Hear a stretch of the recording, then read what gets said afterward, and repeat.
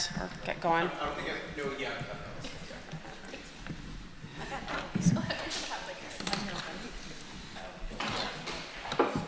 Tell me. Okay. All right, we're going to go ahead and start the meeting. I'm going to call it to order. Please rise for the Pledge of Allegiance. Pledge allegiance to the flag of the United States of America and to the republic for which it stands, one nation, under God, indivisible, with liberty and justice for all.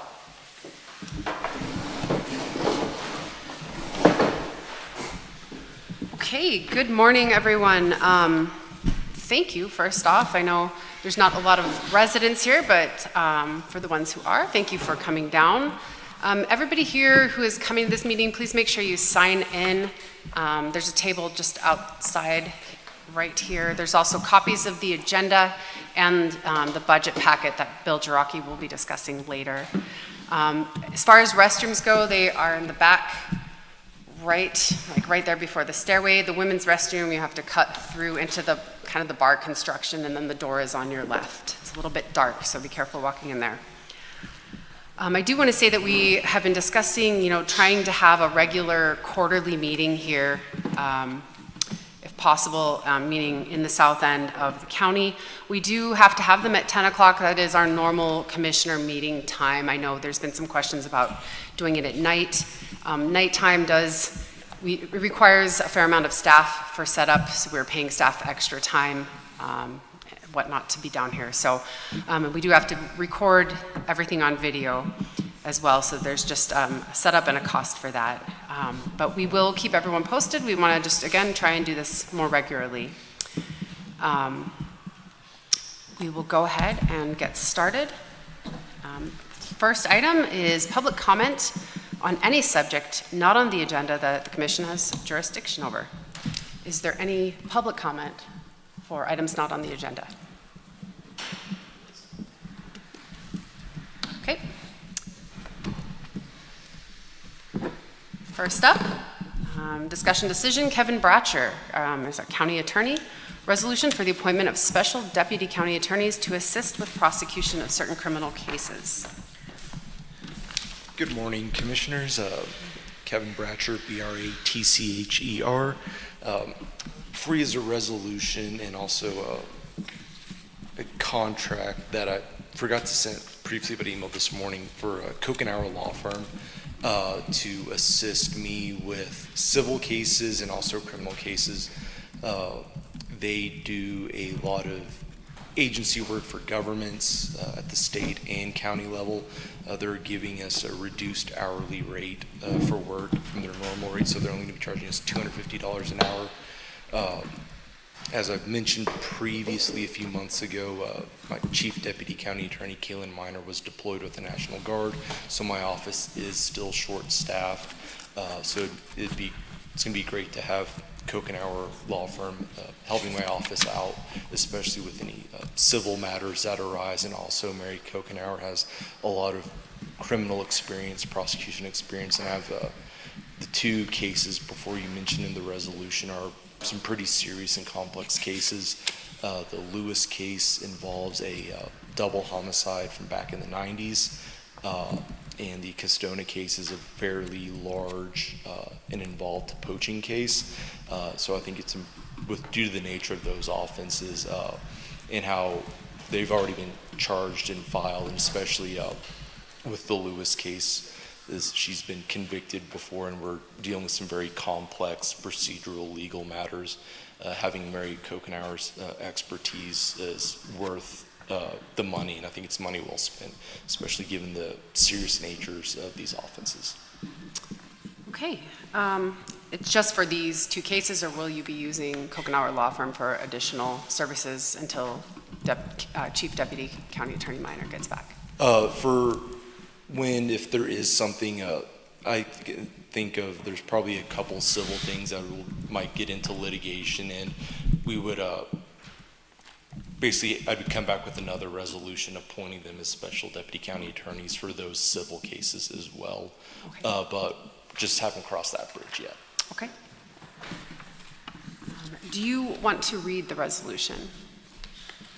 We usually read them into record. We don't need to read the contract, but I know you have a copy of the contract as well. So the resolution is resolution for the appointment of special deputy county attorneys to assist with the prosecution of certain criminal cases.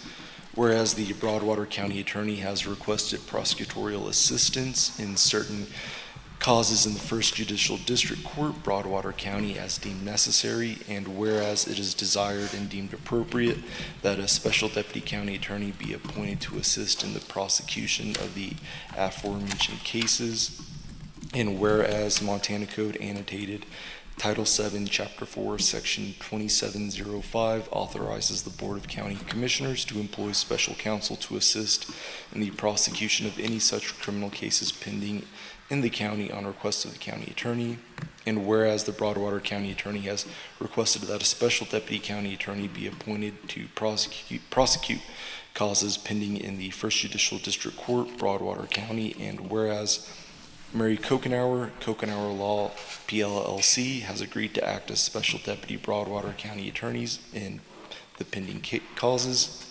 It is hereby resolved that Mary Kokenauer shall be appointed as special deputy county attorney for Broadwater County for the purpose of assisting in the prosecution of pending causes, and that she can fulfill the functions set out in Montana Code annotated Title 44, Chapter 4, Section 103.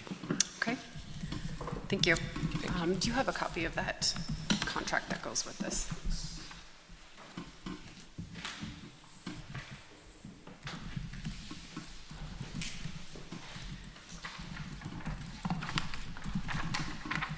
Thank you.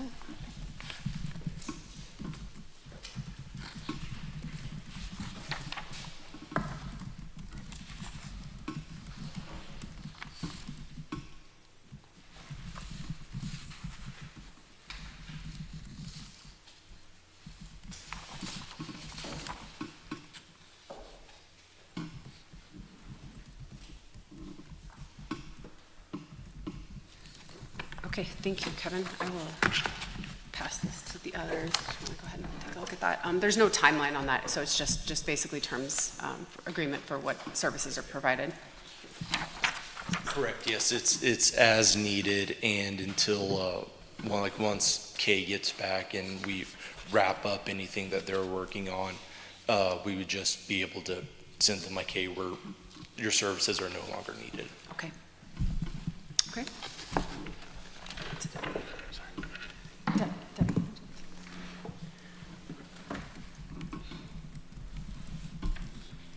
Good. Commissioner Randolph, a minute to check that out.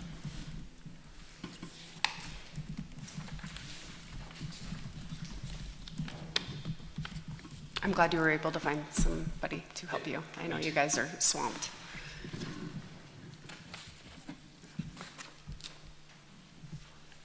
All right. Does anybody have any thoughts, questions for Kevin?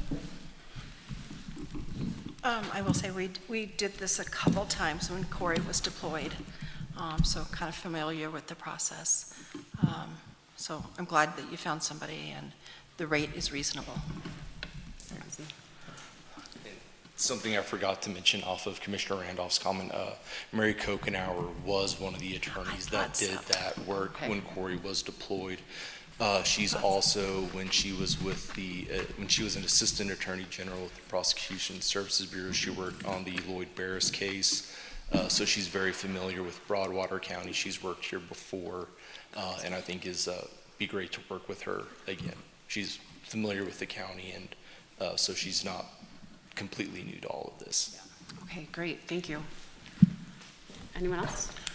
I think it's awesome that we found somebody for that rate, and I want to commend you for what you've been able to do in your office for being as short-staffed as you are. It has not been noticed on our end. I will add to that. I am Broward County Clerk and Recorder. When I leave the office late, Kevin is usually leaving late and then just going to grab a bite to eat to come back later to work. So we have a really excellent county attorney. Thank you for your work. Yes, thank you. And I mean, I do want to say the rate, she has reduced her rate to $2.50 an hour, which is, if anybody knows how much it costs to keep an attorney on hand is a really, really good rate. So, all right, thank you. Is there a motion? I move to approve the resolution for the appointment of special deputy county attorneys to assist with prosecution of certain criminal cases. I'll second that motion. Okay, there's been a motion and a second to approve the appointment of special deputy county attorneys to assist with the prosecution of certain criminal cases. Is there any public comment? Is there any public comment? Okay, hearing none. All those in favor, please signify by saying aye. Aye. All those opposed, same sign. Motion passes.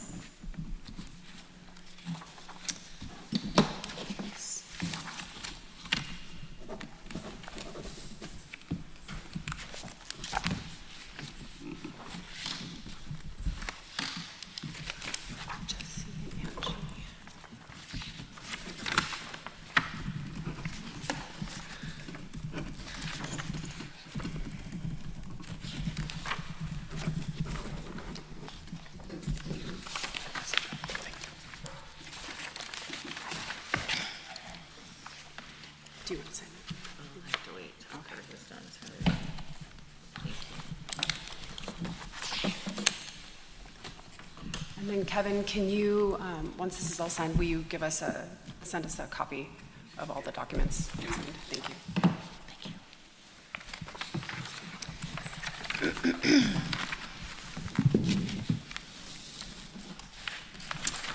Okay. I'll wait for Angie, sorry. Excuse me.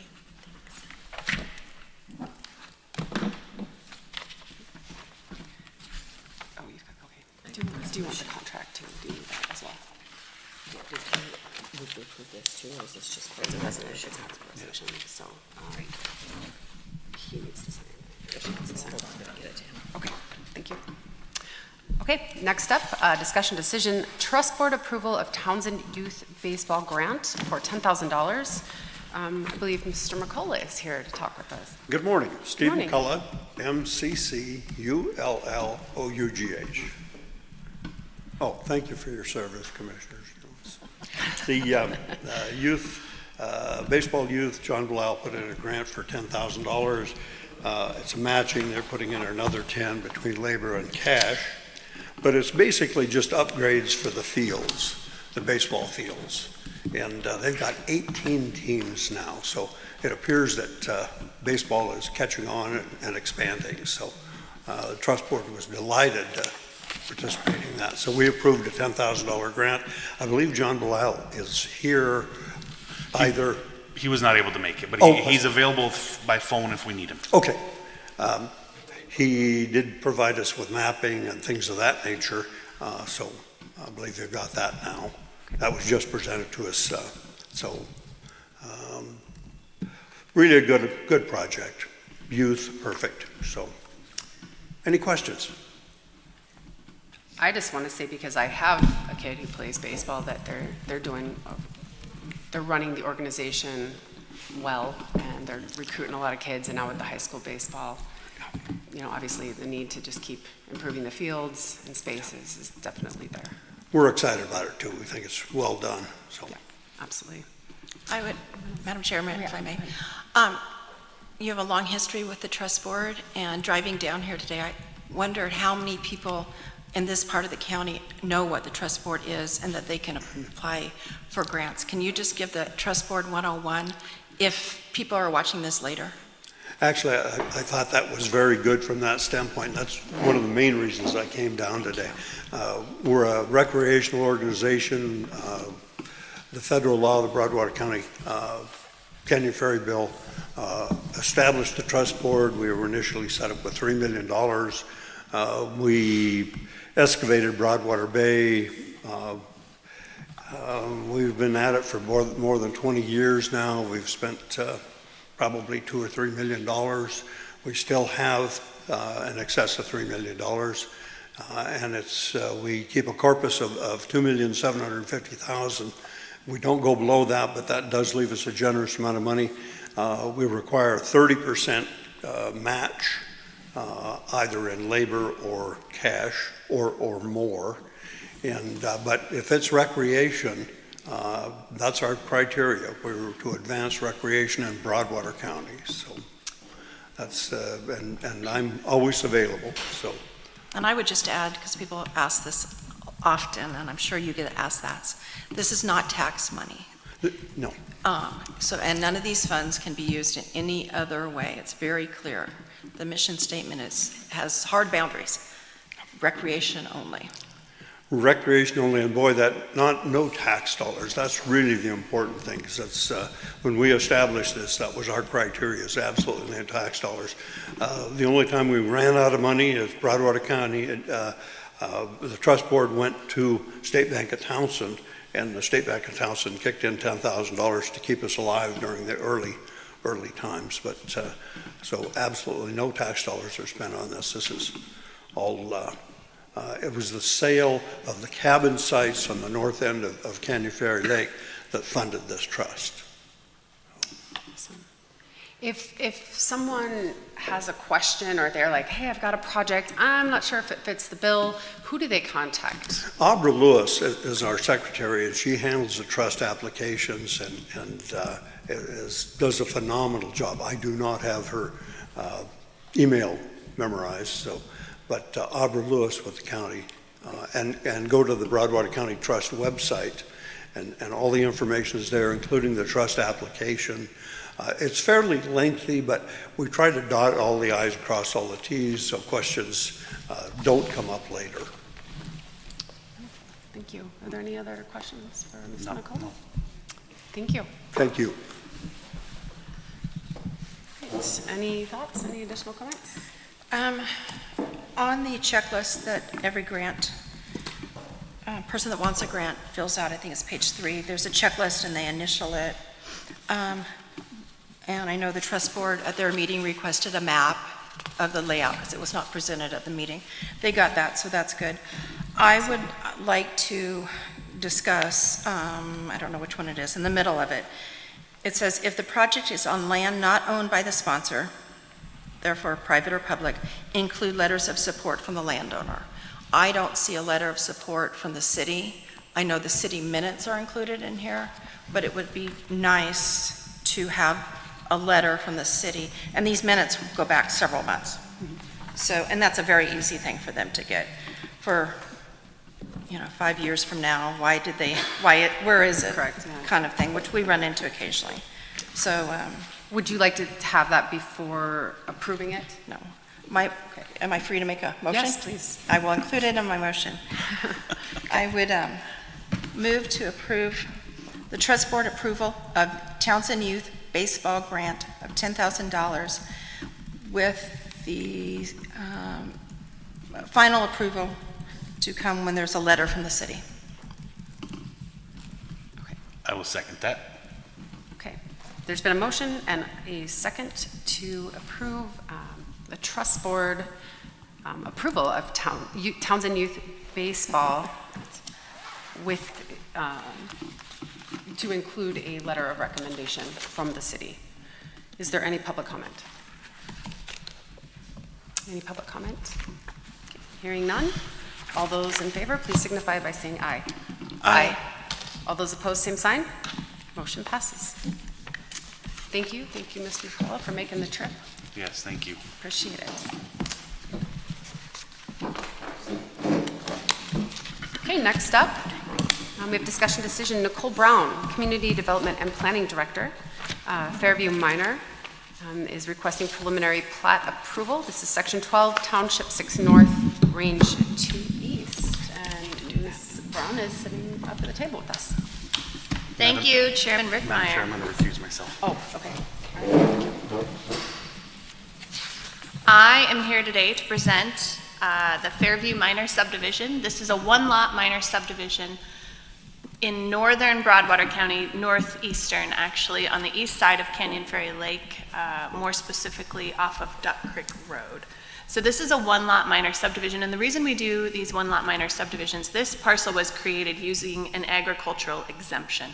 So when a landowner decides that they want to create a parcel of land without going through the subdivision process, typically for agricultural purposes, they will do what's known as an agricultural exemption. That the owners of this property did that, Mr. Rick Knapp and Mr. Connor Knapp, their father and son.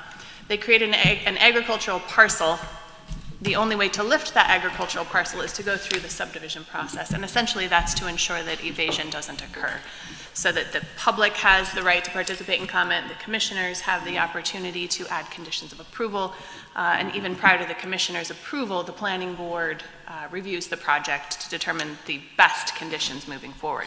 So with that, Madam Chair, I will be reading my findings of fact and order report into the record, if I may. This report has been posted online.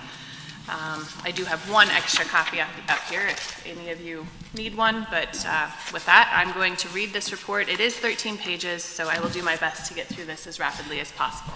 Thank you, and I'm sorry. Thank you. All right, this is the findings of fact and order report for the Fairview Minor subdivision. The date of application was May 7th of 2025. Element completeness was received on May 14th, 2025, and they received sufficiency on June 2nd, 2025.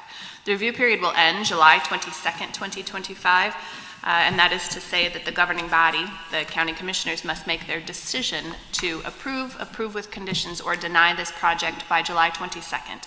So they will have one more meeting if they choose to sit on this. And contemplate it a little further. So the subdividers are Rick and Connor Knapp of Cape Harbor, Washington. The subdividers representative is Christy Heineman. She's in attendance in the audience today. The legal description: this property is situated in Section 12, Township 6 North, Range 2 East, Broadwater County. Executive summary: the subdivider intends to create one lot from an existing 16.28 acre parcel with an agricultural covenant in place. This lot will be used for agricultural and residential purposes. Wastewater will be provided via an individual on-site wastewater treatment system. Water will be provided via an individual on-site well. Access will be provided from Duck Creek Road. The required preliminary review fee of $1,000 has been paid. The request is for approval of the one-lot minor subdivision for one single-family home. Staff recommends approval of the proposed Fairview Minor subdivision preliminary plat, subject to the conditions of approval based on the recommended findings of fact included in this report. The proposed subdivision is located off of Duck Creek Road, approximately 11 miles northeast of the city of Townsend. The property is currently agricultural land. Adjacent land use to the north and west are agricultural. To the south and east are agricultural and residential. Public comment will be taken at the June 17th and July 1 Planning Board regular business meetings and subsequent commissioner meetings. Water is proposed to be provided via an individual well. Although a well is already installed, the well site will be reviewed and approved by the Department of Environmental Quality, known as DEQ. Wastewater is proposed to be managed utilizing an individual wastewater treatment system. DEQ will review and approve the location of the wastewater treatment system. Access will be off of Duck Creek Road, a county road. Review is performed pursuant to the Montana Subdivision and Platting Act, Title 76, Chapter 3, Montana Codes Annotated, the 2025 Broadwater County Subdivision Regulations, and the 2024 Broadwater County Growth Policy. The proposed preliminary plat, Fairview Minor subdivision, as submitted by the subdivider, together with the required supplementary plans and information, appear to satisfy the requirements of these regulations and comply with the Broadwater County Growth Policy with the suggested mitigating conditions. In accordance with 76.36083 MCA, a subdivision proposal must undergo review for impacts on the following primary criteria. Number 1, agriculture. 2, agricultural water user facilities. 3, local services. 4, natural environment. 5, wildlife and wildlife habitat. 6, public health and safety. 7, compliance with county subdivision regulations. 8, compliance with survey requirements. 9, the provision of easements within and to the proposed subdivision and the location and installation of any planned utilities. And 10, a provision for providing legal and physical access to each parcel within the proposed subdivision. Commissioners, as I continue on with my findings of fact, I will not be reading the definitions in each of these sections. They are fairly lengthy and they are taken from the Broadwater County Subdivision Regulations. They are on record. So, findings of fact and conclusion. Impacts on agriculture. Narrative. According to the preliminary plat application, none of this property is considered prime farmland if irrigated. Finding. This proposed subdivision should not have an effect on agricultural productivity since only the home site location is being removed from agriculture. Per Chapter 5A of the Broadwater County Subdivision Regulations, all subdivisions must be designed and developed to provide satisfactory building sites that properly relate to topography and must, to the extent possible, preserve the natural environment. Conditions of approval for the proposed subdivision will require a noxious weed management plan be on file and recorded with the final plat. Restrictive covenants providing notice of agricultural operations in the vicinity, that the property shall be maintained in a weed-free manner, and restraining domestic pets on the property. Other conditions of approval will provide the opportunity to financially guarantee any improvements required by the weed management plan. Conditions of approval number 6, 8C, 8G, 8H, and 9 are required to mitigate impacts on agriculture. A full list of the conditions of approval is found starting on page 10. Conclusion. The impacts to agriculture, as set forth in the findings of fact, will be mitigated by the imposed conditions of approval based upon the record when satisfactorily completed. Impacts on agricultural water user facilities. The proposed subdivision will create one residential lot. The proposed subdivision property should not have an impact on any agricultural water user facility since only one residence will be added to the property. Conditions of approval numbers 8C, 8G, 8H, and 9 are required to mitigate impacts on agricultural water user facilities. Conclusion. The impacts to agricultural water user facilities as set forth in the findings of fact will be mitigated by the imposed conditions of approval based upon the record when satisfactorily completed. Impacts on local services. The proposed subdivision is proposed to have access directly from Duck Creek Road. It is within the jurisdiction of the Broadwater County Sheriff's Office, as well as the Townsend School System. Fire protection will be offered by the Broadwater County Rural Fire District, namely from the Duck Creek Fire Station. Findings on solid waste. The residents will haul their solid waste to Broadwater Solid Waste Canister Site, or they will have the option of hiring an independent contractor to pick up their solid waste. Mail delivery. It is anticipated that mail will be delivered by the United States Postal Service, and plans for any mail receptacles on site are subject to review and approval by the Townsend Post Office. Utilities. It is anticipated that Northwestern Energy will provide electrical service to the proposed subdivision. Future dry utilities are anticipated to be installed underground. Roads and traffic. No transportation plan has been officially adopted for this area. The proposed development will likely not cause an impact to Duck Creek Road, but an approach permit must be requested from the Public Works Department for the driveway approach. The estimated average daily trips for one residence is 8. Schools. The proposed subdivision is served by the Townsend Schools, and the subdivision could potentially produce 2 students. The potential for new students from this development should not have an impact on existing bus routes. Emergency services. The proposed subdivision is within the Broadwater Sheriff Department's jurisdiction. Due to the rural nature of this subdivision, response times for emergency services could be longer than expected. Fire services. The proposed subdivision is located within the Broadwater Rural Fire District. The nearest firehouse is the Duck Creek Fire Station, an unmanned volunteer firehouse. The subdivider will need to propose a fire protection plan for review and approval by the Broadwater Rural Fire District prior to final plat approval. Conditions of approval numbers 4, 5, 7, 8B, and 10 are required to mitigate impacts on local services. Conclusion. The impacts to local services, as set forth in the findings of fact, will be mitigated by the imposed conditions of approval based upon the record when satisfactorily completed. Impacts on the natural environment. According to the preliminary plat application, the property is sloped, with most of the property outside of the proposed building area having slopes in excess of 15%. Since the Broadwater County subdivision regulations only require the subdivided or disturbed areas to provide topography, the developer's representative only provided topography for the disturbed areas. A potential condition of approval could be that in the absence of topography for the entire parcel, the areas perceived to be in excess of 25% slope are shown as no-build zones, per the Broadwater County subdivision regulations. Duck Creek separates the buildable areas of this property from the areas of steep terrain. The proposed subdivision is outside of the FEMA mapped 100-year floodplain. The property is located within the Intermountain seismic belt that extends through western Montana and frequently produces small earthquakes, and has previously developed some major earthquakes. Property damage and risk can be minimized with construction techniques and earthquake planning.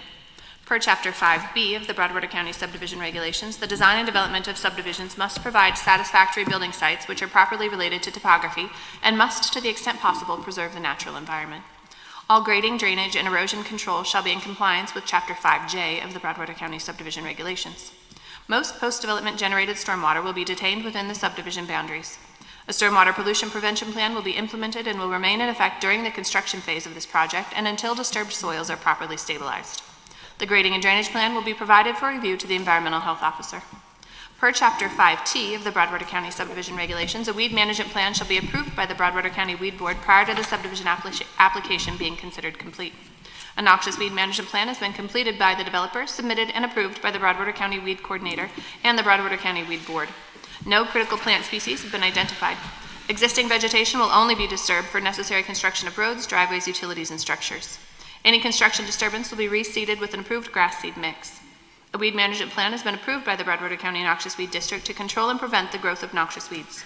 The subdivider will be responsible for adhering to the weed management plan until all lots are sold or the responsibility is turned over to a homeowners association. A letter was received from the Montana Historical Society on April 7, 2025 for the Fairview Minor subdivision to determine if there are any known historical, cultural, or archaeological sites which may be affected by the proposed development. According to Damon Murdo, MHS Cultural Records Manager, there has been one previously recorded site within the designated area. The historic site consists of a finding of pre-contact lithic material concentration. However, according to Mr. Murdo, so long as there will be no disturbance or alteration to structures over 50 years old, there will be no cultural or historic properties affected by this subdivision. In summary, the State Historic Preservation Office does not believe a cultural resource inventory is warranted at this time. Conditions of approval number 6, 8C, and 10 are required to mitigate impacts on the natural environment. Conclusion, the impacts on the natural environment as set forth in the findings of fact will be mitigated by the imposed conditions of approval based upon the record when satisfactorily completed. Impacts on wildlife and wildlife habitat. Wildlife such as antelope, mule deer, white-tailed deer, upland game birds, other small birds, rabbits, and other rodents likely utilize the proposed subdivision. However, there should be no displacement of wildlife since the surrounding area is residential and expansive agricultural property. The impacts on wildlife habitat will be negligible based upon the surrounding uses. Landowners are encouraged to install wildlife-friendly fencing, contain domestic animals, and secure solid waste to reduce wildlife incidents whenever possible. Conditions of approval numbers 8C, 8H, and 8H, are required to mitigate impacts on wildlife habitat. Conclusion, the impacts to wildlife habitat as set forth in the findings of fact will be mitigated by the imposed conditions of approval based upon the record when satisfactorily completed. Impacts on public health and safety. The proposed residence will be served by an on-site well. The residence will have its own wastewater system as well as stormwater retention basin. The proposed subdivision is not within the service area of a public water system. The proposed lot will be served by an individual on-site water well according to the preliminary plat application. The use of this exempt well is subject to review and approval by the DNRC. Wastewater for the proposed subdivision will be provided by the use of an individual on-site wastewater treatment system, septic drain field. DEQ will review and issue approval for the lot for adequacy and impact of the wastewater system on groundwater quality. A stormwater retention plan will be created with concurrence by DEQ prior to final plat approval. Conditions of approval number 5, 8C, 8D, 8E, 8F, and 10 are required to mitigate impacts on public health and safety. Conclusion, the impacts on public health and safety as set forth in the findings of fact will be mitigated by the imposed conditions of approval based upon the record when satisfactorily completed. Compliance with subdivision regulations. The proposed subdivision meets all subdivision regulations and it will remain in compliance with these regulations if all conditions of approval are satisfied. No variance has been requested. All conditions of approval are required to address compliance with the subdivision regulation. Conclusion, compliance with the subdivision regulations as set forth in the findings of fact will be addressed by the imposed conditions of approval based upon the record when satisfactorily completed. Compliance with survey requirements. A land survey and plat completed by a registered land surveyor in the state of Montana will need to be prepared. A review of the plat by the Community Development Department and the examining land surveyor at the time of final plat application will ensure that the plat conforms to all conditions of approval, plat rules, and regulations. Condition of approval number 3 is required to address compliance with survey requirements. Conclusion, compliance with survey requirements as set forth in the findings of fact will be addressed by the imposed condition of approval based upon the record when satisfactorily completed. Provision of easements within and to the proposed subdivision for the location and installation of any planned utilities. Utility easements will have to be shown and described on the plat in accordance with the subdivision regulations and in consultation with the utility providers, where utilities are or will be installed or where necessary for the future extension of services. Conditions of approval number 7 is required to address the provision of easements within and to the proposed subdivision for the location and installation of planned utilities. Conclusion, the provision of easements within and to the proposed subdivision for the location and installation of any planned utilities as set forth in the findings of fact will be addressed by the imposed condition of approval based upon the record when satisfactorily completed. Provision of legal and physical access to each parcel within the subdivision. Findings. Legal and physical access to the subdivision is provided via Duck Creek Road, a county road. A county road approach permit must be applied for and approved prior to an address being assigned to the property. Condition of approval number 7 is required to address the provision of legal and physical access to each parcel within the proposed subdivision. Conclusion. The provision of legal and physical access to each parcel within the proposed subdivision as set forth in the findings of fact will be addressed by the imposed conditions of approval based upon the record when satisfactorily completed. Recommendations. The Fairview minor subdivision is recommended for approval with the following conditions. Number 1, any and all adopted state and county requirements and standards which apply to this proposed subdivision must be met unless otherwise waived for cause by the governing body. 2, plans for sewage treatment and water supply shall be submitted to the Department of Environmental Quality for review and approval. The letter of approval shall be filed with the final plat. All specifications in the approved plan shall be met. 3, the subdivider will be required to submit the preliminary and final plat drawings in electronic format to Broadwater County in ArcGIS, AutoCAD, or MicroStation format.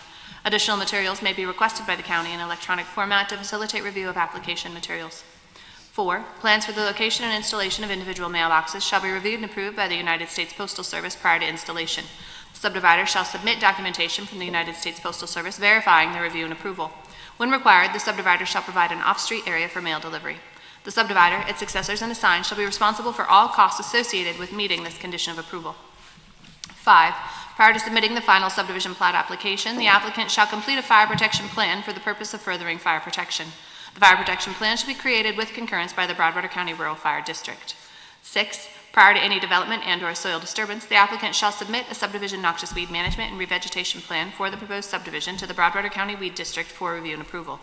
All specifications and requirements of the approved plan shall be met at the cost of the applicant. The applicant shall submit documentation to the Broadwater County Community Development Department from the Weed District verifying their review and approval. 7, the final plat shall be prepared in accordance with the applicable state survey requirements, Montana Subdivision Plating Act survey requirements, and the county subdivision regulations. The final plat shall be in substantial compliance with the plat and plan submitted for preliminary plat review, except as modified by these conditions. The final plat shall provide for the following. A, any areas in excess of 25% slope on the property shall be identified as no-build zones. B, all existing and proposed utility easements on the subject property, and C, all existing access and utility easements adjacent to the subject property. 8, the book and page reference to the restrictive covenants filed with the county clerk and recorder shall be indicated on the face of the final plat. In addition, the foregoing restrictive covenants shall be placed upon the property and shall provide for the following. A, notice is hereby given that this lot shall be used for residential purposes only per the subdivision application. B, notice is hereby given that the owner of the lot, by acceptance of a deed, therefore, whether or not it shall be so expressed in such deed, waives the right to protest joining the amendment of a rural improvement district for the installation, maintenance, preservation, and repair of the following: roads that provide access to the subdivision, stormwater improvements for the subdivision, fire protection improvements for the subdivision. C, notice is hereby given that each lot shall be maintained in a weed-free manner, and a noxious weed and revegetation plan has been prepared for the subdivision and is on file with the Broadwater County Clerk and Recorder. D, notice is hereby given of the potential health risks from radon concentrations, and that such risk can be evaluated through soil tests and mitigated through radon abatement techniques incorporated into structures. E, notice is hereby given that all structures within the subdivision should be constructed to specifications which meet or exceed equivalent provisions in the applicable state building code for this seismic zone, which is Zone 3.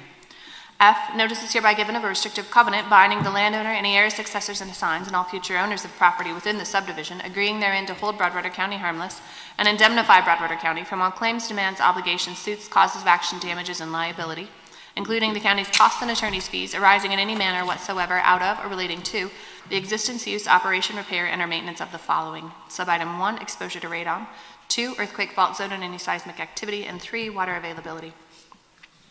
G, notice is hereby given of the presence of agricultural operations in the vicinity, and such operations may occur at varying times and seasons and include, but are not limited to, the noises and odors due to the operation of machinery, the pasturing and feeding of livestock, irrigation, and the application of fertilizers, herbicides, and pesticides to fields. H, notice is hereby given that domestic pets should be restrained on the property at all times. 9, the subdivider shall include a notarized right to farm declaration with final plat affirming that no agricultural or farming operation, place, establishment, or facility, or any of its appurtenances, or the operation thereof, or becomes a public or private nuisance because of the normal operations thereof, as a result of the changed residential or commercial conditions in or around the locality of the agricultural or farming operation, place, establishment, or facility has been in operation longer than the complaining resident has been in possession, or commercial establishment has been in operation. 10, prior to submitting the final plat, the following improvements shall be installed or otherwise guaranteed. A, any necessary improvements required by the stormwater drainage plan, weed management plan, fire protection plan, or approach permits. B, installation of mail delivery facilities, and C, utilities abutting and available to each lot. 11, prior to final plat approval, the applicant shall A, provide proof that all real property taxes and special assessments assessed and levied on the property are paid for the current tax share, including any past delinquencies, and B, provide documentation showing that the applicant is the lawful owner of the property with the apparent authority to subdivide the same, and showing the names of lien holders or claimants of record. And that concludes my findings of fact and order report. Good job. You could work for radio. Fast. All right, thank you. Commissioner Randolph, do you have any questions or thoughts? Yes. Excuse me. I'm looking over this the last few days. On page 4. In the binder or on the report? What's that? In the report here. Yes, that she just read. Page 4, under impacts on local services. Number 3, findings, solid waste. I don't have the complete solution in Word. But I think something needs to be added. It says the residents will haul their solid waste to Broadwater County Solid Waste Container Site, or they will have the option of hiring an independent contractor to pick up their solid waste. Somewhere in there, it would be helpful if we said something about the decals, assessments. It just sounds like from this, you just take your garbage to any site, and you don't have to pay for it. And because we've had so many misinterpretations of assessments and solid waste fees, I think that would be good to add. And again, I'm not,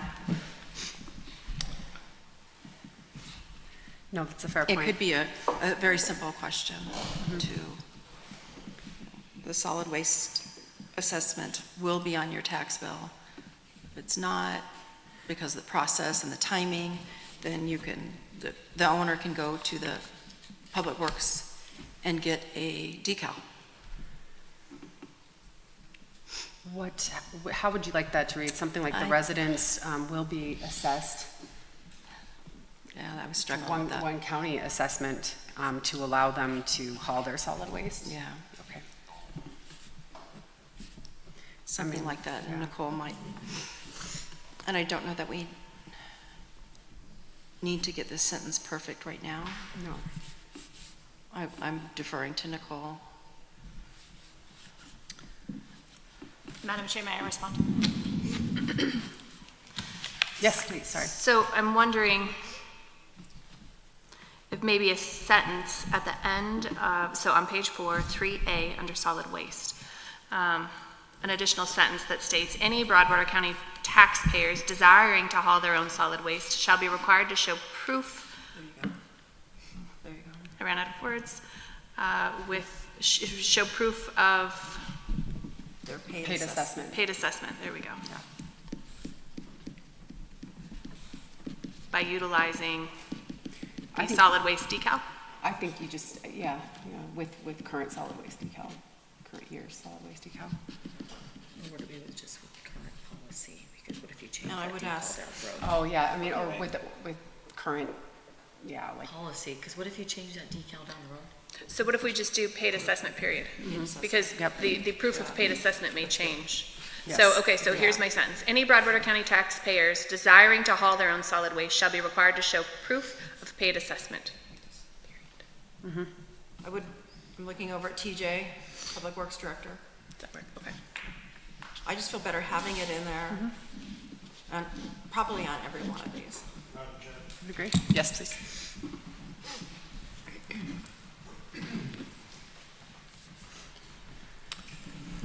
TJ Gravely, Public Works Director. Graveley. When Nicole read that, she left it as kind of vague as open, that they have an either or. It's not an either or, it's an and. You do have the option of hiring somebody to haul your service or your garbage, but you still have to pay your assessment. It is basically no different than living in the city. So instead of or, it should be and in there. Or it could just be as simple as any Broadwater County, every Broadwater County resident or household shall pay Yes, one assessment.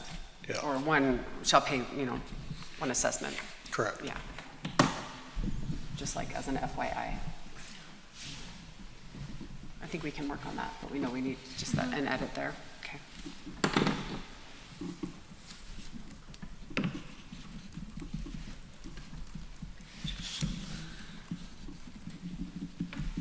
That was my only comment. My only question I had was just on the wells.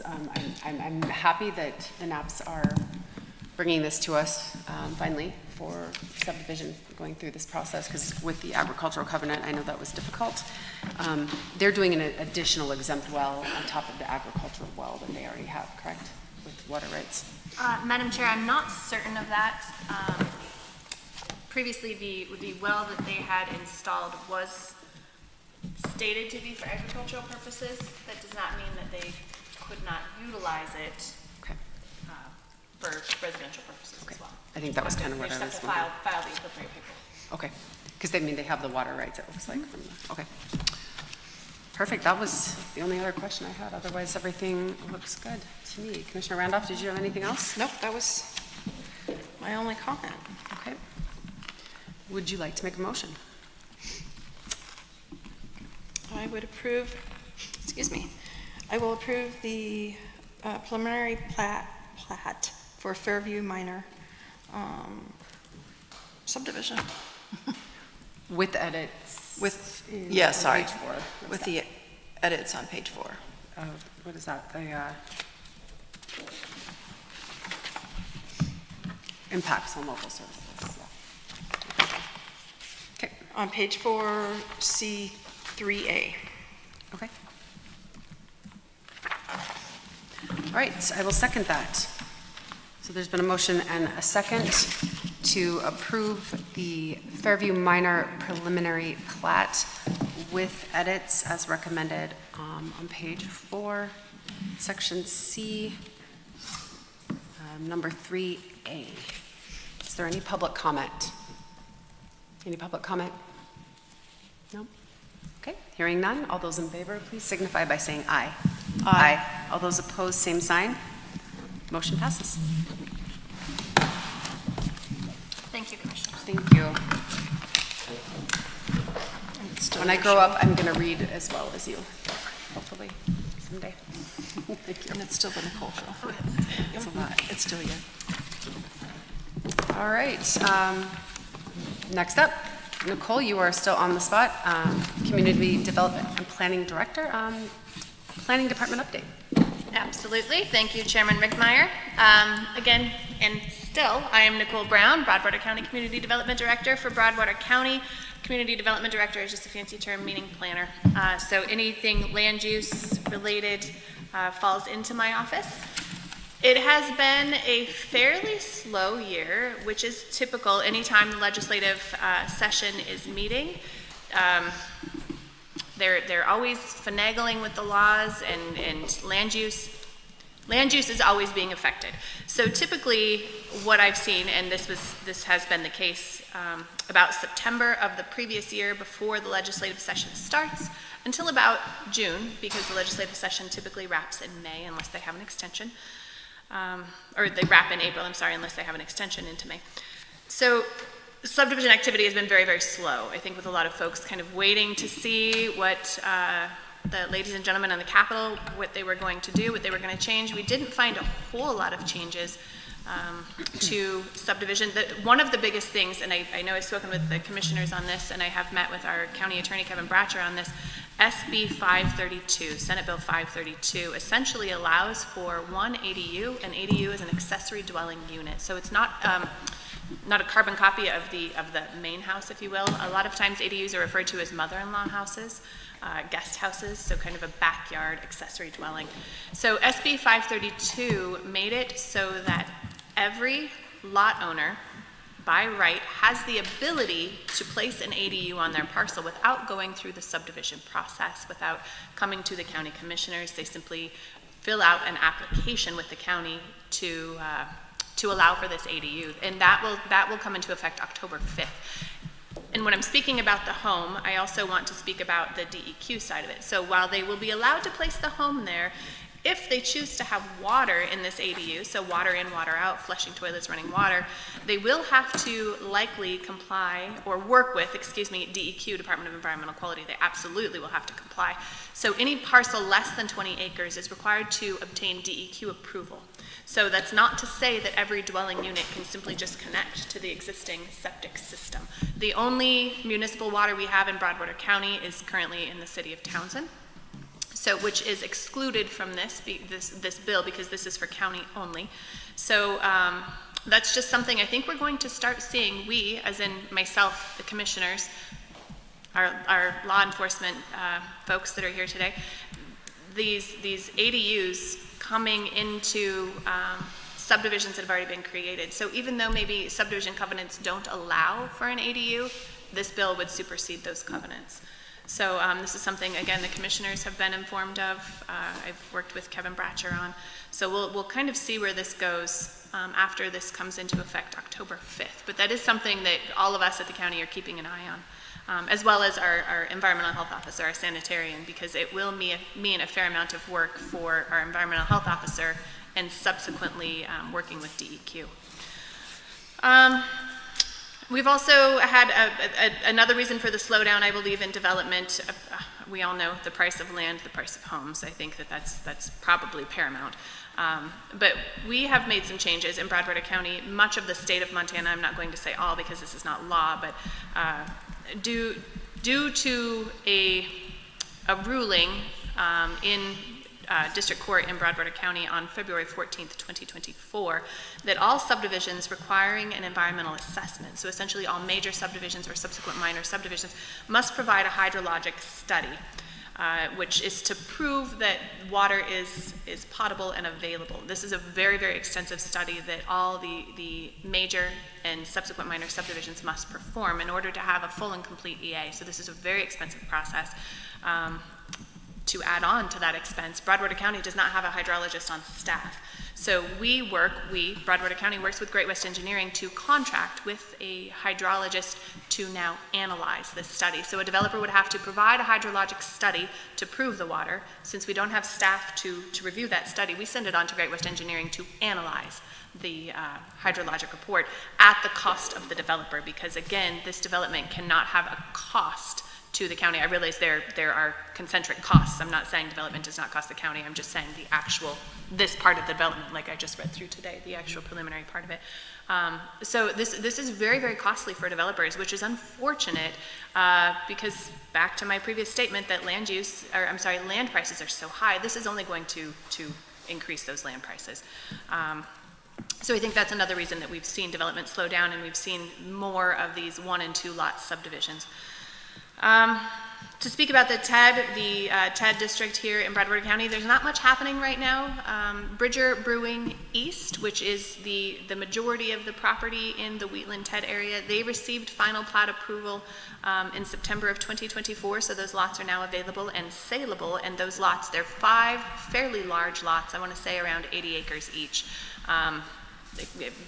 Not very much visible from the ground, if you will, but looking at a plat map, there are 5 large lots there. So I haven't heard from those developers, those landowners, what their intentions are. I think, they are available to sell should they choose to. I would assume that maybe they're out there shopping for buyers. And then the last thing I wanted to touch on, just because it's specific to this area, the Rolling Glen Ranch PUD. PUD stands for Planned Unit Development. That is a project. Dennis Ron is the current landowner. It is north of Wheatland Road and south of Price Road, and I do not recall the acreage, but it's approximately 2,500 lots. So this Rolling Glen Ranch PUD has a 40-year approval. This was granted approval in 2007. So the PUD actually has approval until 2047. I promise you I will not be working for the county in 2047. I don't know how many of these commissioners will be here. But the approval, just to make it also very clear, is for the PUD. So if you can kind of imagine the concept of the PUD. So in each individual phase, and I believe there were 32 phases on the PUD, will have to come forward for approval by the governing body. So, and all of that is not to scare you.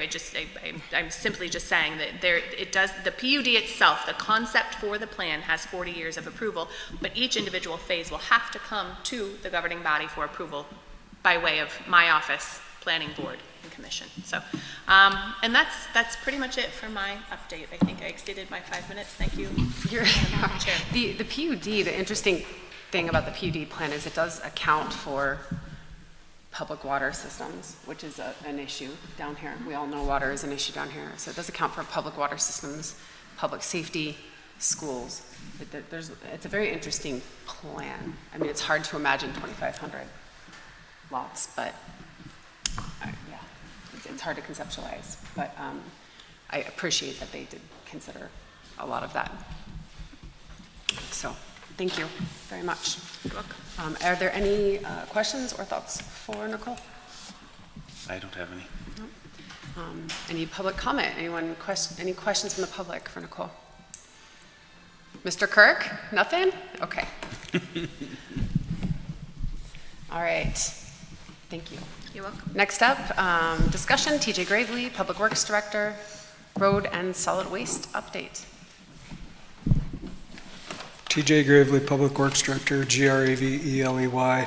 I will not be giving you a solid waste update for this area since they are not in our district. What I'm going to do today is I'm just going to kind of give you an overview of what's going on down here right now and what is going to happen here in the very near future. So this last week, we were actually supposed to start a milling project down here last Monday, which got delayed due to the fact that the Three Forks Rodeo was going to be affected. And so it actually moved our projects back. So we scrambled real quick to get some stuff on the books for these guys down in this area since we're already mobilized down here to work on this area.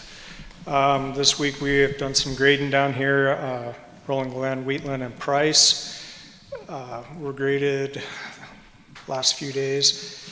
Rolling Glen and Wheatland will actually be magged on Thursday, which we have done in the past probably 4 or 5 years. It's made a huge difference down here as far as having to come 30 miles down to maintain small parts of the road.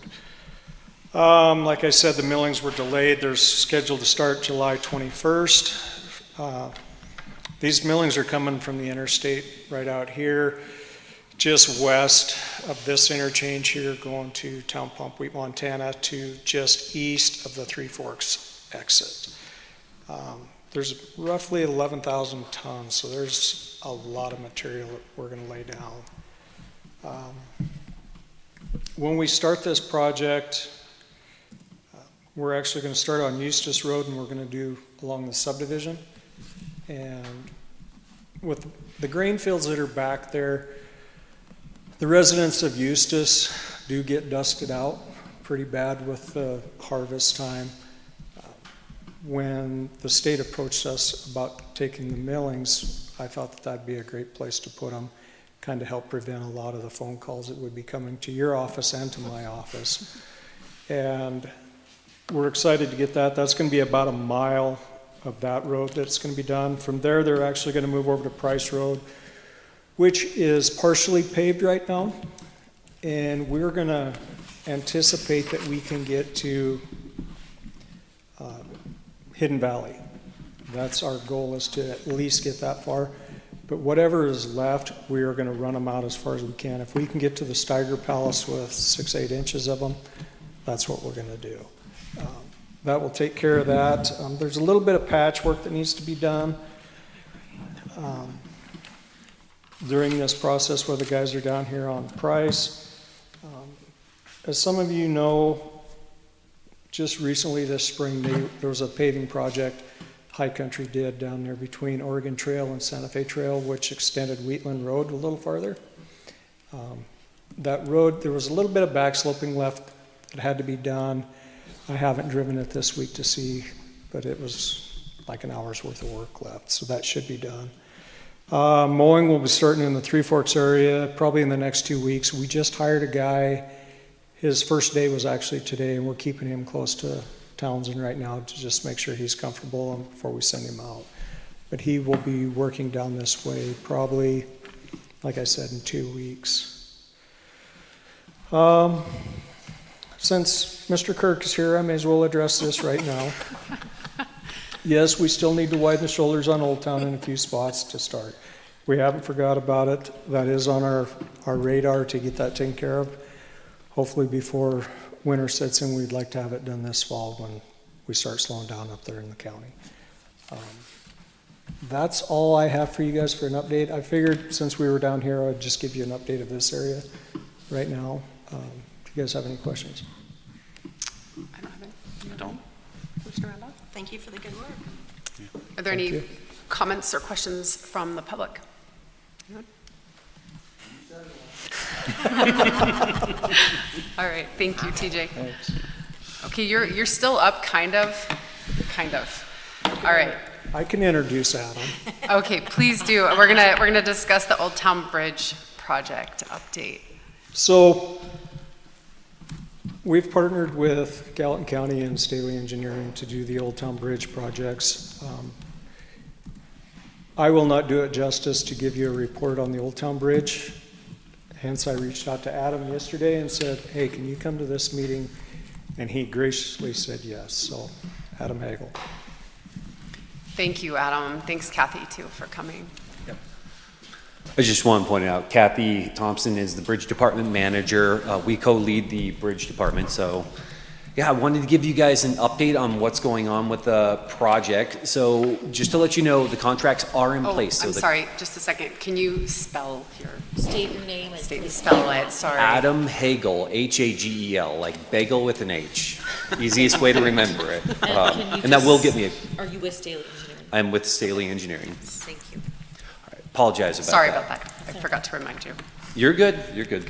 All right, so the construction contracts are in place and the contractor has received the notice to proceed.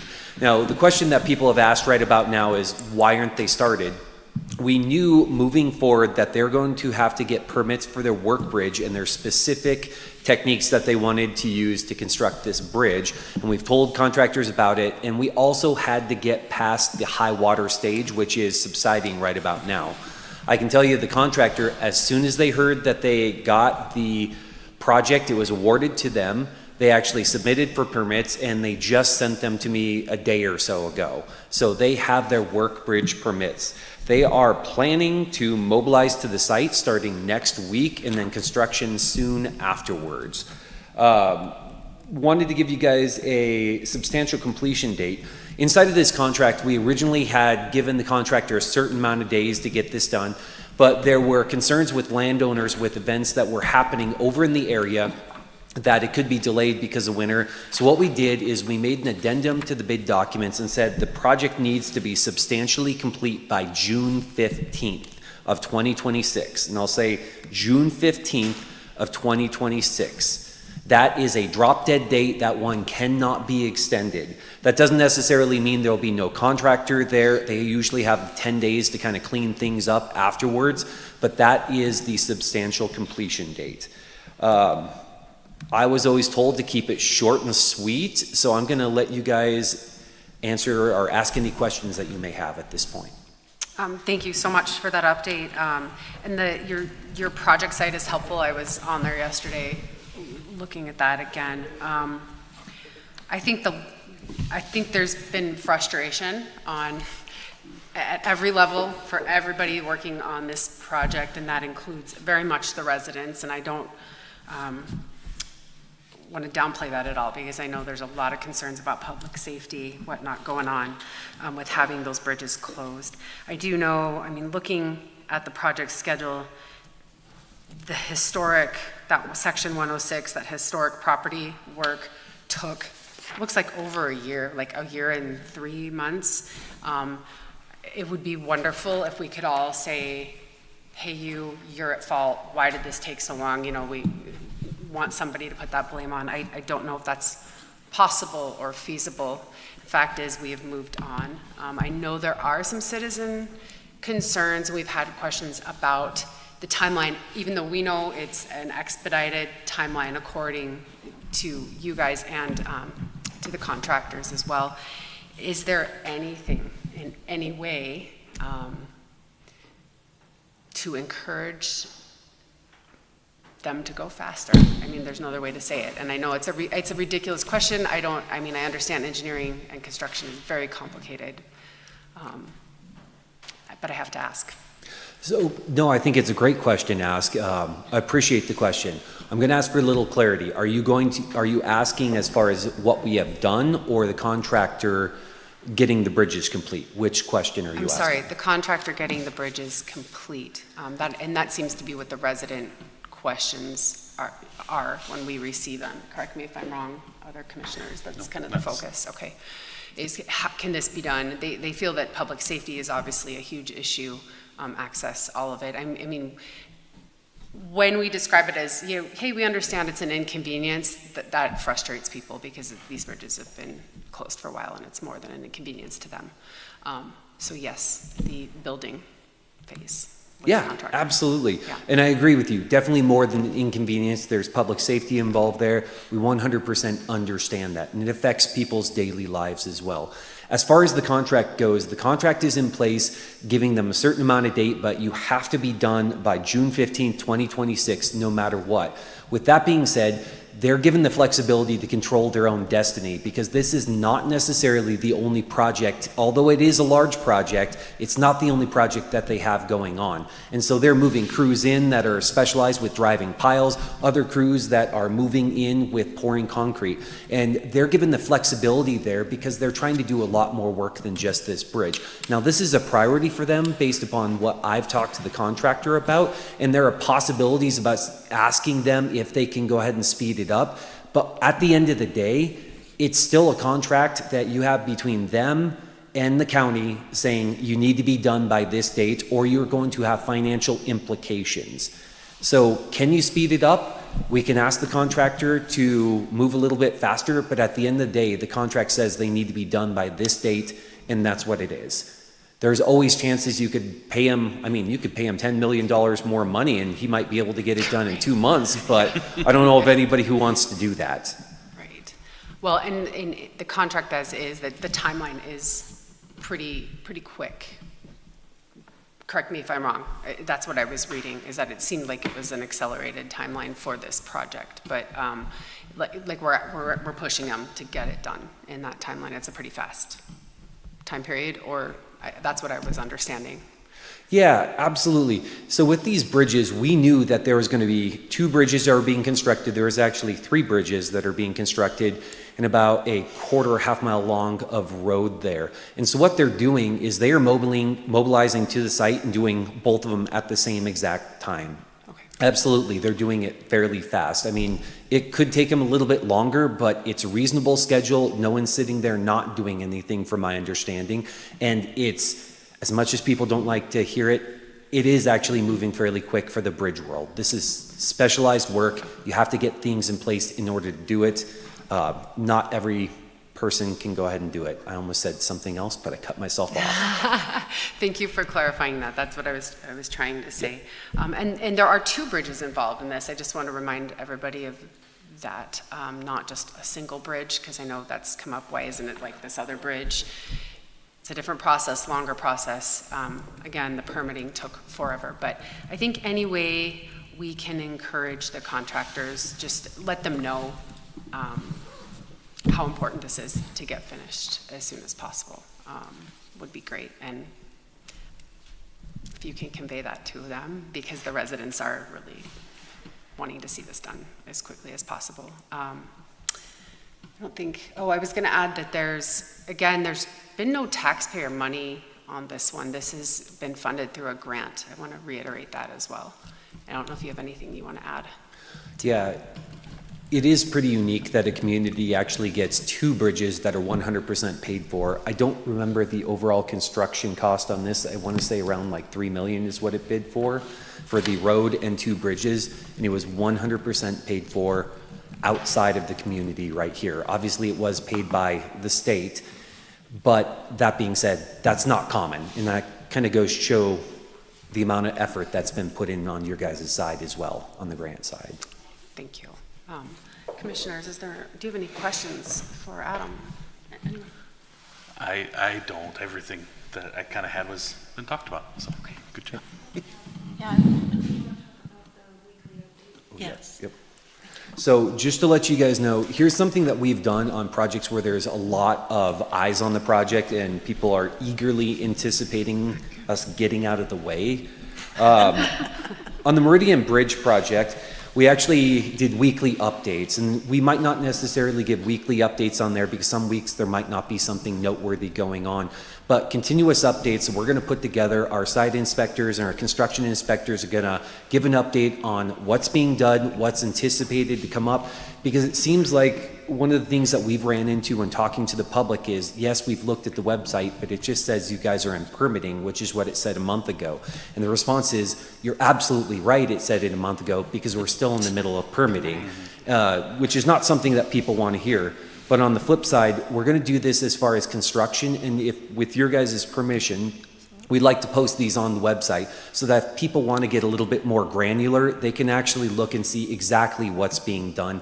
And so they can talk with their friends around town that they're actually doing something finally. And that's pointed at us, so.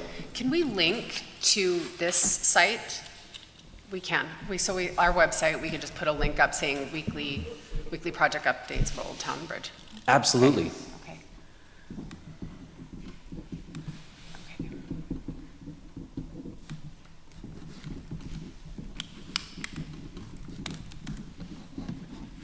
Okay, thank you.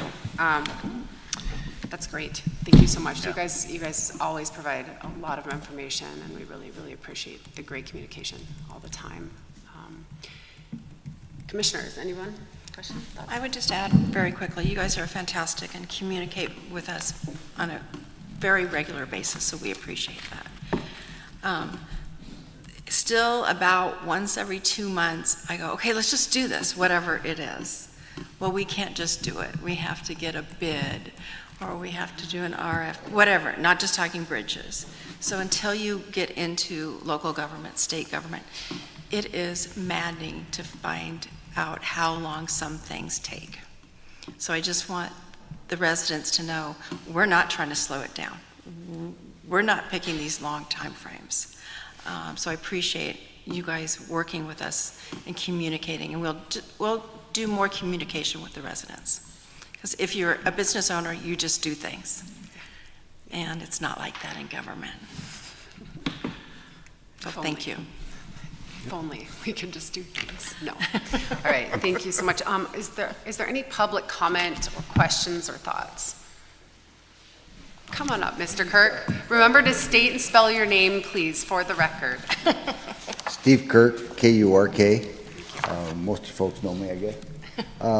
I've worked with Kathy quite a bit here lately on this bridge thing, and they've been very, very good to work with. The one thing that has come out in the media on this bridge was it was closed in June of 2022. That bridge was closed in June of 2021, so it's been 4 years. All records show 3, but it's been 4, because I've got it written down as when it was closed. I was standing on the bridge the day they closed it. So I'm not sure where that extra year went, but that's one more we put up with. We had a fire out there again the other day, and it took the fire trucks 40 minutes to get there. So this is why we've been really pushing here lately. I actually even got Jane Gillette involved in this whole thing.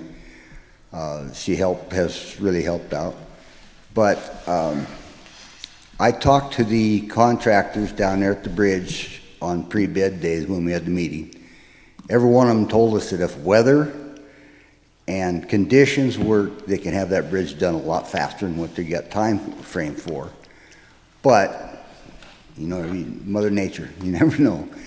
So the folks down there are all just happy that things are finally moving along. And if they're going to start next week, we can show a little bit of that. Right now, people are happy. So I don't think we have any. I don't have any more gripes and complaints. You probably won't see much of me, but well, I'll find something. You'll find something. Come on. Thank you. Okay, thank you folks very much. Thank you, Steve. Kathy, did you want to say anything? Don't forget, say and spell your name, please. Kathy Thompson, Thompson. I just wanted to talk about the closure date of the bridge. Mr. Kirk, what we're going off of is the closure letter from MDT, which was dated June 6th of 2022. So that's the information that we have, whether it's correct or not, but that's the date we're going off of. Okay, thank you.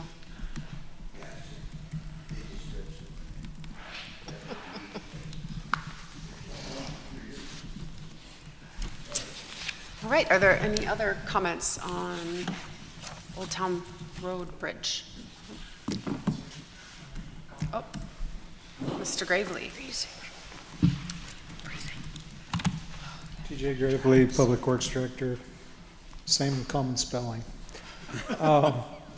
First off, I'd like to thank Adam and Kathy for coming down. And the next thing I want to say is I have worked with Battle Ridge in Broadwater County over the years. And if anybody's gonna get that job done fast, it's gonna be them. The thing about asking for expedited is safety. They're gonna get it done in a reasonable amount of time within the time constraints that they have. They're gonna work when it's 10 below zero, trust me, because when we did that in Broadwater County or in Townsend, it was not enjoyable to work out in that. These guys are a very professional crew, so that's all I have. Thank you. Good point.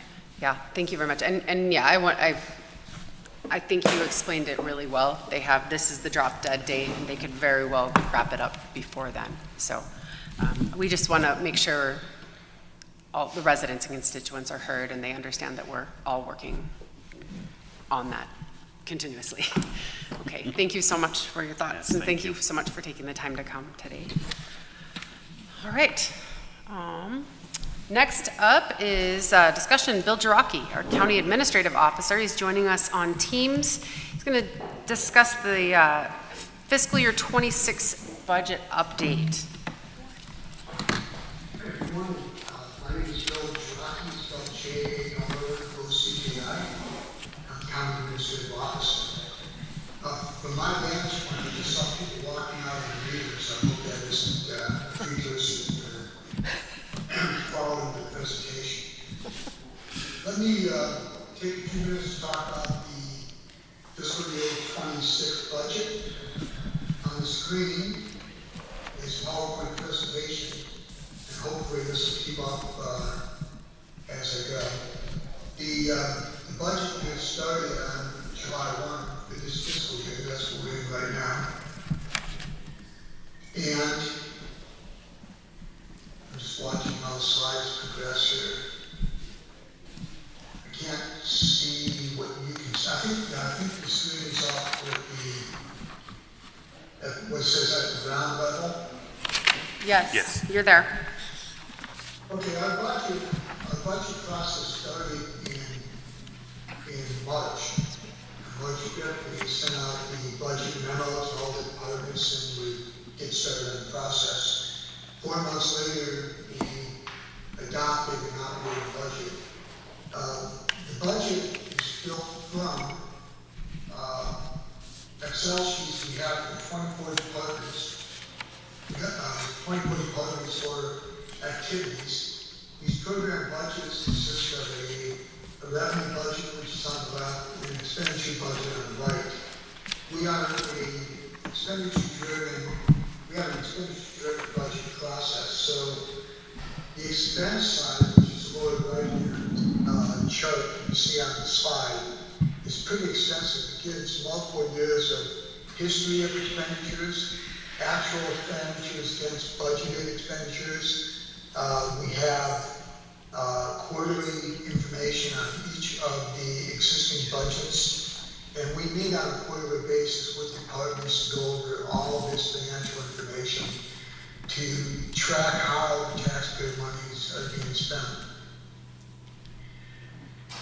From this, we create what's called a budget summary roll-up, and there are hundreds, if not 1,000, connections for all these spreadsheets to this summary roll-up.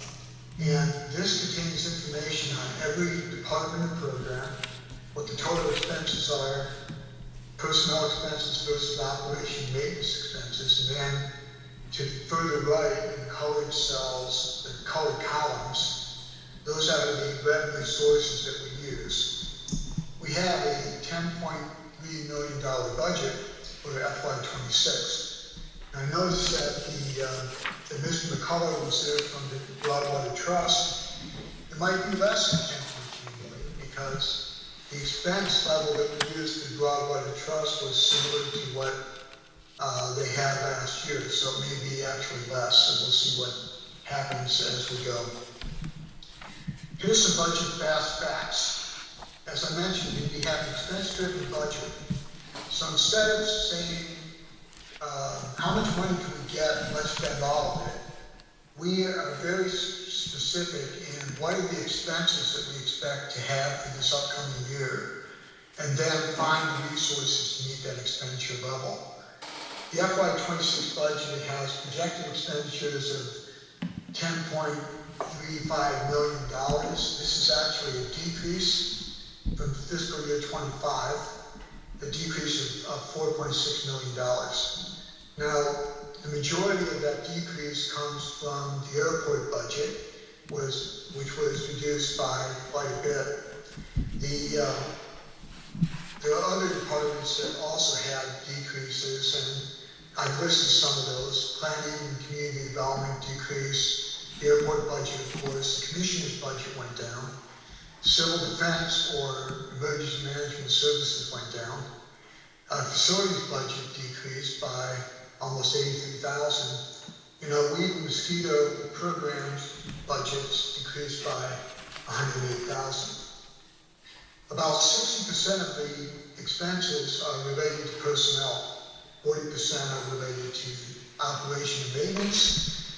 And so we have a personnel rate budget that's not unusual for counties.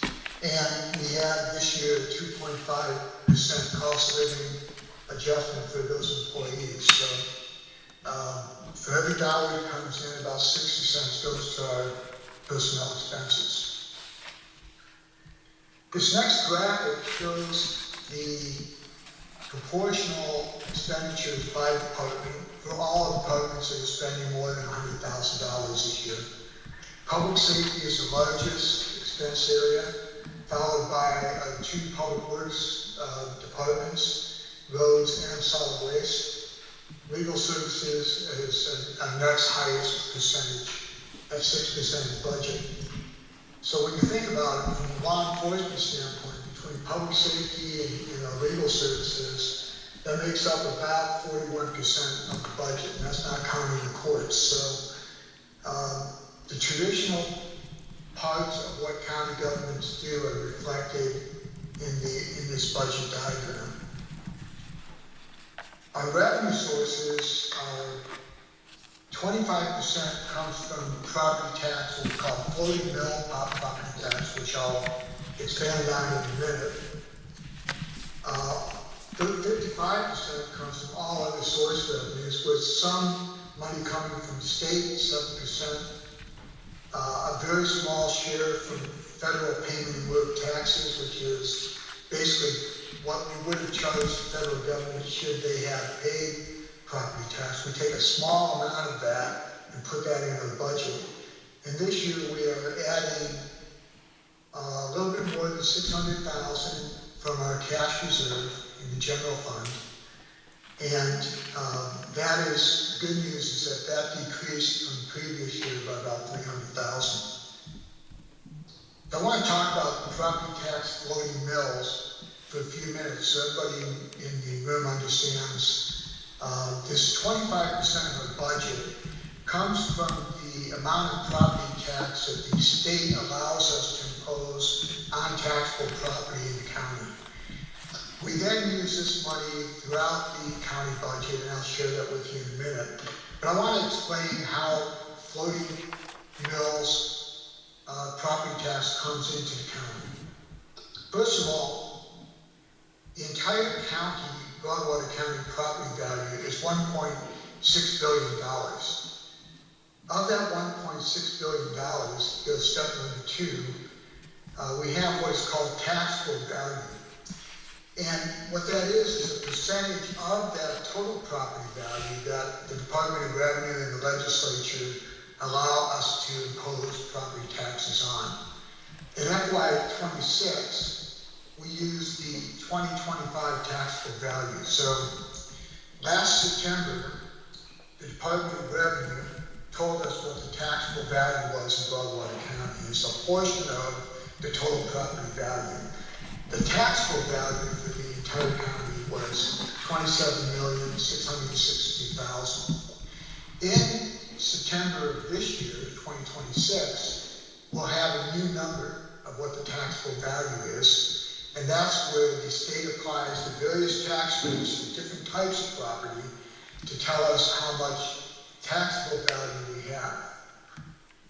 Going back to last year, we used the calendar year 2025 number because we're sure of that number going into our budgeting process. Now, I know this is gonna change in September, but we're using last year's value. The new taxable value that was added from 2024 to 2025 was only $993,000. And so, especially in the southern end of this county, when you look around and you say all these properties are coming online, why doesn't the county have more property taxes? It's that even though we have over almost, we're approaching $2 billion someday of of total property value, only a small amount of that is taxable. And that increases every year, but it takes a lot of taxable value to come on the rolls in order for more dollars to come in a significant way into the county. The floating mills are the units that we're allowed to calculate against taxable value. And the number of mills that we have to work with are 92.47 mills. That generates $2.557 to almost $2.6 million. The difference between the previous budget and this budget in terms of new property tax, floating mill dollars, was $169,000. So in a $10 million budget, that represents about 1.63% new money. And when you think about the fact that we have a 2.5% cost of living adjustment for our employees, it starts to work out that we don't get all that much more money to work with. So we're very careful about how we determine what our expenditures are going to be for the next year. And we watch our expenditures throughout the year to make sure that we're staying within our boundaries. The fiscal year 26 budget summary roll-up actually is something that represents to the public all of our expenses and all of our revenues, as I mentioned. And I'm happy now to take any questions that you have on the budget. And I know that Public Safety Department is going to give an update on what they plan to do this year. I've talked about expenses in public safety, talked about the revenues, and I'm happy to address any questions the public might have. Thank you, Bill. You've done a really good job on summarizing all of this information. It's a lot of information, and it's very hard for everybody to understand. So great job. I know we're going to post, I think, the revenue roll-up as well as some of your infographics and whatnot on the website for the public to view. And then they can always reach out to you with questions for more detail, correct? Okay, thank you. I just want to mention two other things. You might be wondering what happens next. We have a wrap-up of our fiscal year 25 budget. We had meetings with all the departments in August where we talked about what happened in the previous fiscal year. How did we perform to the budget that you set? And then we're in the process of developing a capital budget for the county, which will begin for FY26 going into the future. What are the big things that we need to pay for in terms of our facilities, upgrades, and that is going to be represented in the capital budget, which will be presented for a budget amendment probably in September. Okay, thank you. Does anyone have any comments, thoughts, questions on the budget? Commissioners, anyone? No? Does anyone else here have thoughts, comments? Is there any public comment? Okay, I don't think we have any questions or comments for you, Bill. Thank you. Great work on it. Appreciate it. Okay, last up, we have discussion from the Broadwater County Sheriff's Office, and I believe the sheriff is here to give that. Lower that down for a short guy. Good morning, Sheriff Nick Rouser, R-A-U-S-E-R. I guess we'll just kind of give a little update about for people who don't know what's been going on, I guess. We lost our mill levy in May, which was a pretty significant hit to our budget. It was about a third of the budget.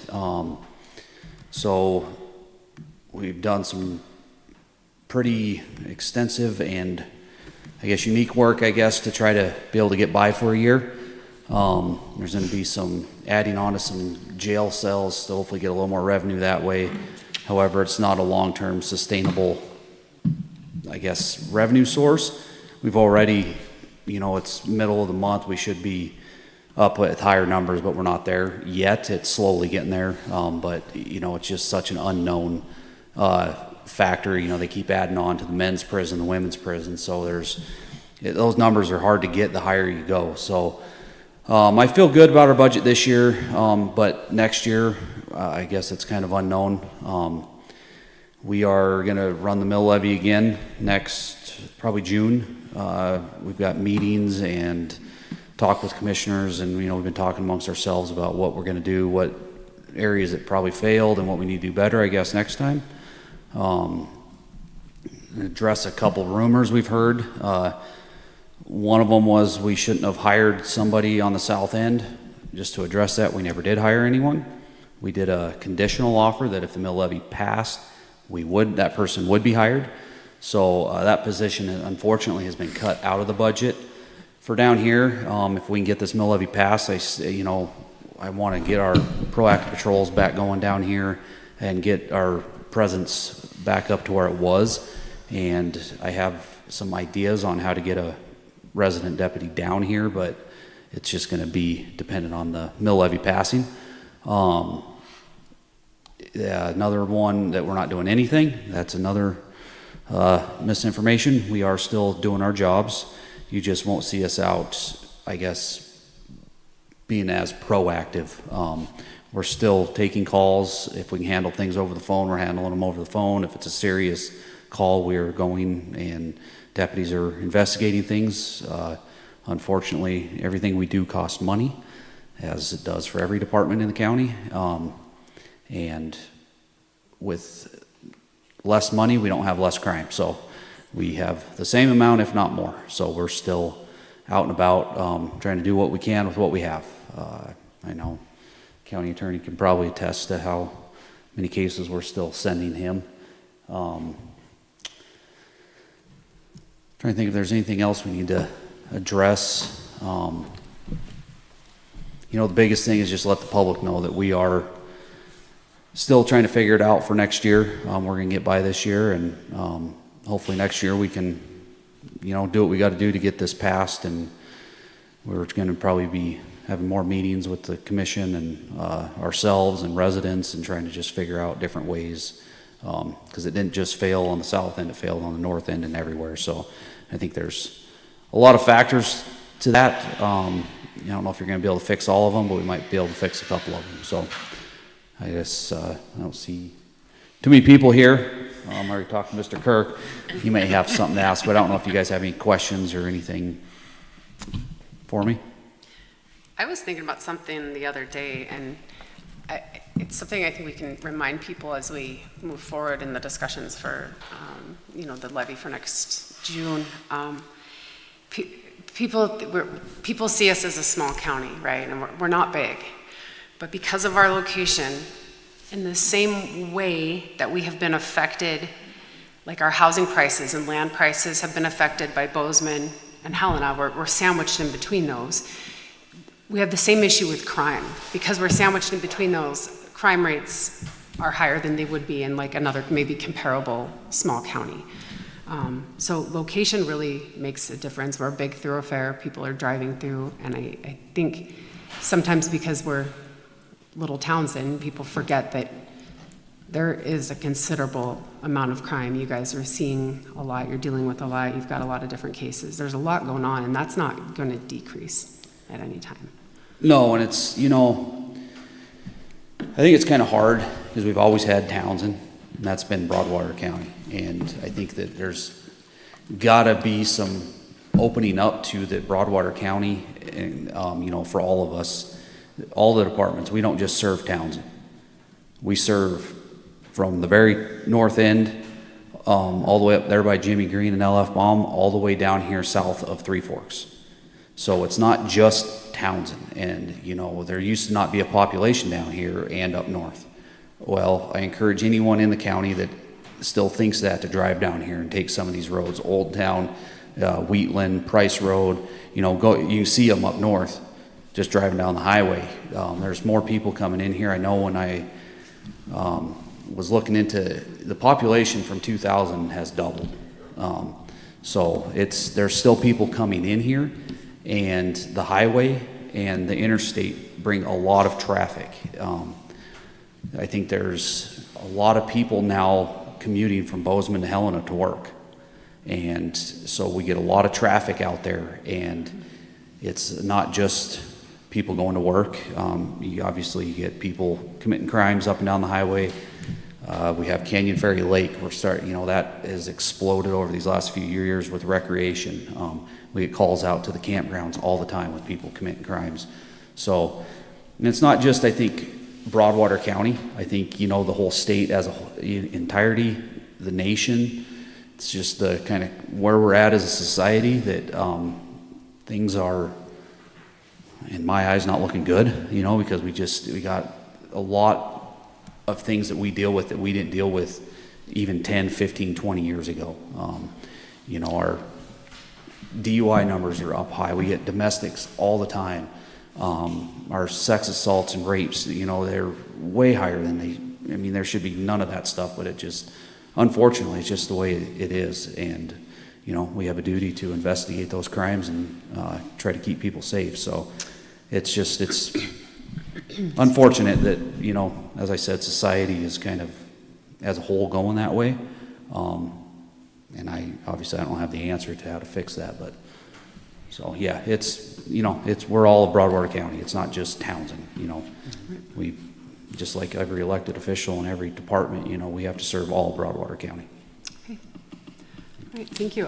Commissioners, anybody else? I think it's worth noting, and you kind of touched on it, and I know prior to the election, there was a lot of comparing us to other counties similar size, but a lot of those counties have a local police department. And we don't. There isn't a Townsend City Police Department. It's just you guys. So I think it's just worth noting that, like you said, you have the whole county, all Townsend and the rest, everything. Yep. Yeah, a lot of those, I saw Facebook posts of some other counties comparable to us, and, you know, every city in there has their own police department, which would eliminate, 2,500 residents that we'd have to serve, you know, for the city of Townsend. So we got everything. We got a contract. They do pay. So we still have to serve them. So yeah, it's hard to compare apples to oranges. You know, we're not those other counties. We're not, you know, Helena. We're not Bozeman. We're Broadwater County. We got our own unique, the way we run and what we have and the services we have. So. Absolutely.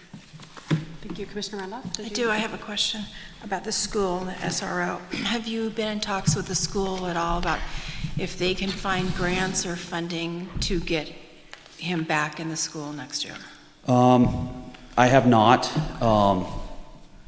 As far as them finding funding, I have listened to enough school board meetings that, you know, they struggle enough paying their teachers and administration. Teachers do not make enough money, period, wherever they are, and especially in Townsend. They deserve way more money than they make. So for them to come up with money to give us is going to be a far stretch. There are grants out there. I have looked at some of them, which is an option. The problem is right now we are having to fill the jail up, so I'm having to take deputies to put in and help with the not overpopulation, but the higher population of inmates to keep everyone safe. Right. So I can't take a deputy to put in the school right now. And if this mill levy doesn't pass, I'm not able to do that.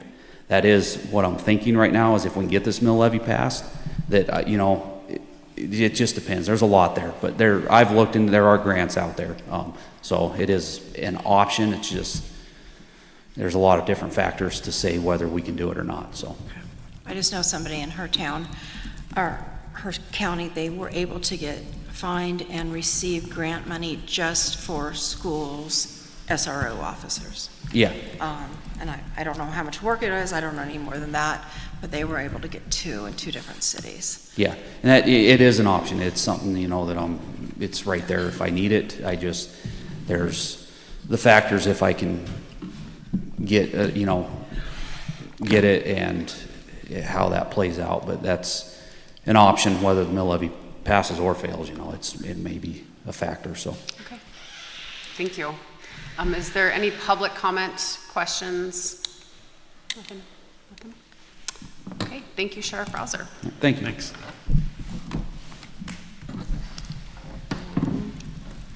We'll go ahead and move on to our consent agenda. We have a couple of things on here with some claims, we have minutes, and we have some bylaws. Let's go ahead and start with claims. First claim is for payroll, $282,204.24. I would move to approve the payroll claims in the amount of $204.24. There's a lot of twos in there. I knew it. I will second that. Okay, there's been a motion and a second to approve payroll claims for $282,204.24. Is there any public comment? Any public comment? Okay, hearing none. All those in favor, please signify by saying aye. Aye. All those opposed, same sign. Motion passes.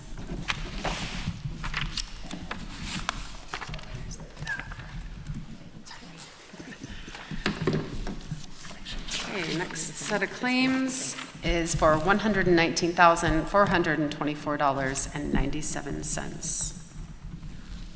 I move to approve the claims in the amount of $119,424.97. I'll second the motion. Okay, there's been a motion and a second to approve claims for $119,424.97. Is there any public comment? Any public comment? Hearing none, all those in favor, please signify by saying aye. Aye. All those opposed, same sign. Motion passes.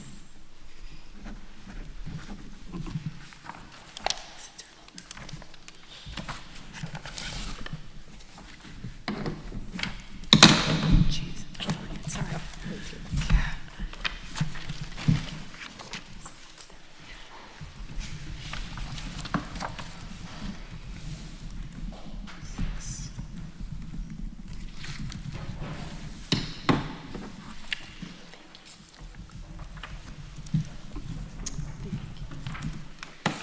Okay, the next set of claims is for $33,906.43.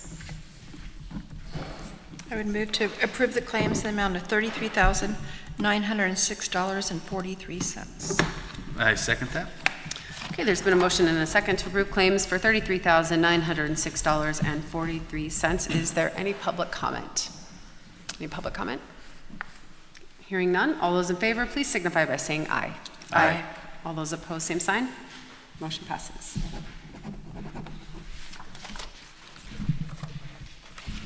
Sorry for doing that.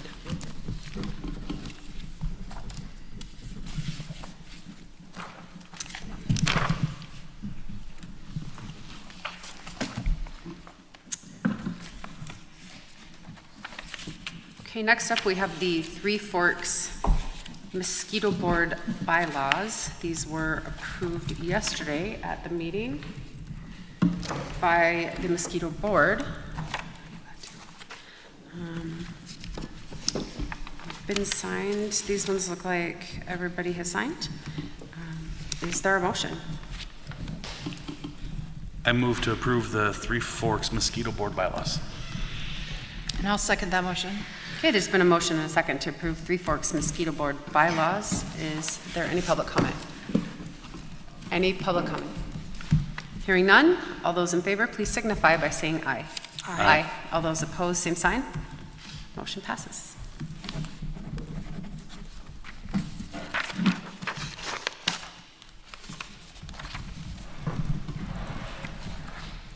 And we have the Townsend mosquito board bylaws coming up next.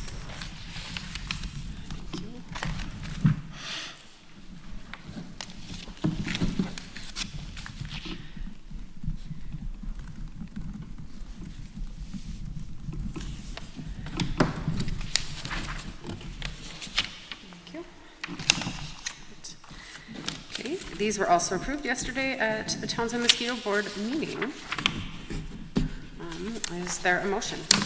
I would move to approve the Townsend Mosquito District bylaws. I second that. Okay, there's been a motion and a second to approve the Townsend Mosquito District Board bylaws. Is there any public comment? Any public comment? Hearing none, all those in favor, please signify by saying aye. Aye. All those opposed, same sign. Motion passes.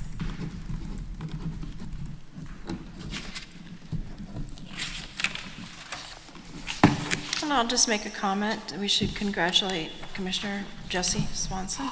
He is the chairperson of both of those mosquito Congratulations. boards. Thank you. Congratulations on your appointment. I want to be clear, that does not come with a pay It's a raise. Just huge so pay you know. bump, yeah. It's a big lift. We actually, I will say our, well, mosquito, like our bug, we call it the bug department, they do a fantastic job. And they do have a Facebook page now, right? Yep, yep, they can. Well, they will. Yep, they will. They post lots of information on there. Okay, very last item are minutes from July 2nd. Go ahead. I move to approve the minutes from July 2nd. I'll second that motion. Okay, there's been a motion and a second to approve minutes from July 2nd. Is there any public comment? Any public comment? Hearing none, all those in favor, please signify by saying aye. Aye. All those opposed, same sign. Motion passes. All right. Is there any other comments from the floor? Any other thoughts for items not on the agenda? Lindsay? The library. Oh my gosh, I forgot about that. I am sorry. Thank you for catching that. Oh, you know what? I don't know that I think we're gonna wait a little bit longer on this. Yeah, sorry. No. I'm sorry, I was thinking a different one. Okay, if there's no other comments, we will adjourn. Thank you all for taking time to come down today. All right, let's clean up.